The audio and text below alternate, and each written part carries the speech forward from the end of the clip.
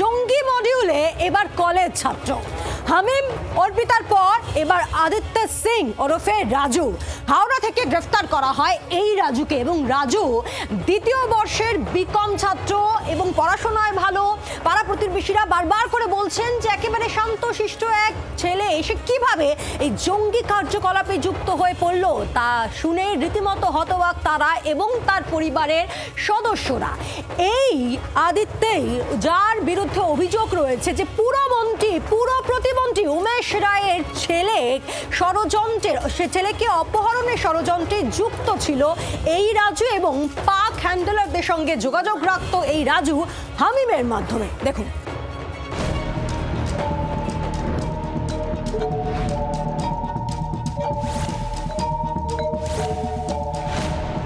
প্রথমে ইনফ্লুয়েন্সার অর্পিতা, এবার কলেজ ছাত্র আদিত্য।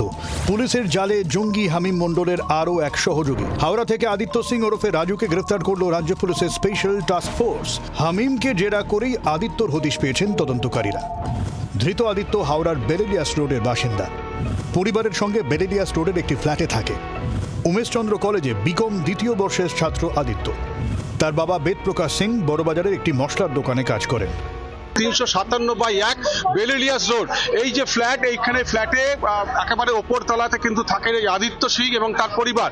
সেখানেই এসটিএফ আধিকারিকরা আসেন এবং তারপর তাকে এখান থেকে জিজ্ঞাসাবাদের জন্য নিয়ে যাওয়া হয়। প্রথমে এখান থেকে নিয়ে যাওয়া হয়েছিল ডিডি অফিসে, হাওড়ার যে ডিডি অফিস রয়েছে গোয়েন্দা বিভাগের অফিস, সেখানে নিয়ে যাওয়া হয়। তারপর সেখান থেকে সল্টলেকের এসটিএফ অফিসে নিয়ে যাওয়া হয় এবং তারপর গতকাল আবার তাকে এখানে নিয়ে আসা হয় এবং নিয়ে আসে পরিবারের লোককে জানানো হয় যে তাকে গ্রেপ্তার করা হচ্ছে এবং তাদের থেকে সহিসাবুত করানো হয়। এসটিএফ সূত্রে জানা গিয়েছে, পুর প্রতিমন্ত্রী উমেশ রায়ের ছেলেকে অপহরণের ষড়যন্ত্রে জড়িত ছিল আদিত্য। মন্ত্রী পুত্রের ছবি সহ বিভিন্ন তথ্য হামিমকে দিয়েছিল। কলেজ ছাত্র আদিত্যর সঙ্গে পাক হ্যান্ডলারদের একাধিকবার সরাসরি কথা হয়েছে বলে জানতে পেরেছে এসটিএফ। হামিমের মাধ্যমেই পাক হ্যান্ডলারদের সঙ্গে যোগাযোগ রাখত আদিত্য। তবে আদিত্যর এই জঙ্গি যোগের অভিযোগ বিশ্বাস হচ্ছে না পরিবার ও প্রতিবেশীদের। कुछ नहीं दादा, कुछ पता नहीं है हम लोग को। कॉलेज पढ़ाई करता था, कुछ तो मालूम भी तो चलना चाहिए। तो हम लोग उतना पढ़े लिखे हैं नहीं, उतना हम लोग को मालूम है दादा। हामिम को आप पहचानते हो क्या?